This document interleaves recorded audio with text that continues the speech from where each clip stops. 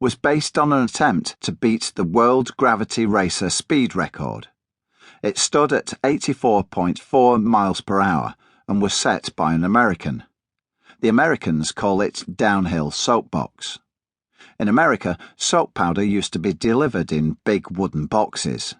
Right back as early as the 1930s, kids or their parents would fit a pram and roller skate wheels to these boxes to make cheap DIY go-karts.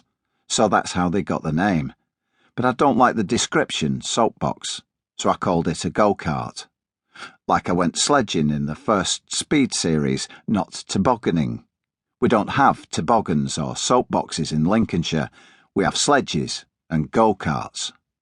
The most important bit of information about this record is that no pedalling or power is allowed. After an initial push-off, it's all gravity-assisted, so aerodynamics are important and, like everything, these karts had developed over the years. Even by the 1960s, they were looking like mini land speed record cars and little streamlined Bonneville salt flat racers. The record we were looking to break was set by an old boy in America. He had built a right fancy thing, a work of art, with wishbone suspension like a Formula One car. There are videos of him setting his record on a public road, with traffic on it, but the location was kept secret. The biggest thing with this job is finding a hill steep and straight enough to get up to speed. You need it as straight as possible, because any momentum you lose braking for the entry of a corner takes a lot of getting back on the exit of the corner. The American bloke achieved 84.4 miles per hour for a split second and went to Guinness with the evidence, but there is no official record because Guinness wouldn't recognise it. When we talked to the Guinness Book of Records people, they told us we had to set the top speed as an average measured over 100 metres. This American bloke hadn't done that, but his speed was the benchmark we set ourselves, and we had our work cut out to beat it. The researchers at North One, the TV production company, got on the case trying to find the ideal location. They looked all over the UK first, but didn't find anything. Then they decided on Mont Ventoux in the Provence region of France. There was a place in Brazil that would have been better, but the production company had already spent too much going to Pikes Peak, so France it was. I'd heard of Mont Ventoux through reading about and listening to the Tour de France.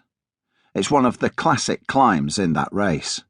Chris Froome won the last stage that finished at the summit in 2013, and Tom Simpson, the top British cyclist of his day, died climbing the mountain in the 1967 Tour. His death was blamed on exhaustion, dehydration, and using amphetamines to keep going.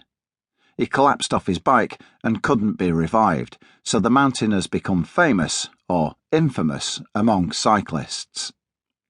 Mont Ventoux is also famous for being bold near the top.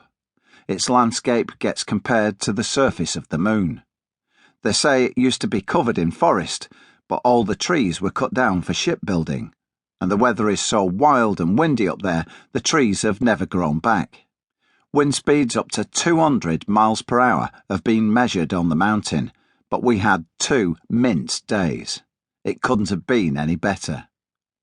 After working all day Monday and up till dinner time Tuesday at Moody's, I drove back home to load up the Trick carbon fibre go-kart that had been built specially for the job, then set out to drive to France. The go-kart wouldn't fit in my van, so we borrowed a medium wheelbase Ford Transit.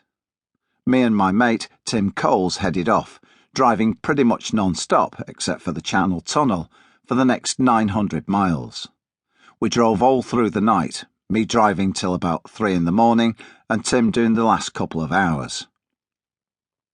Tim is in his late 40s, and I see a load of him.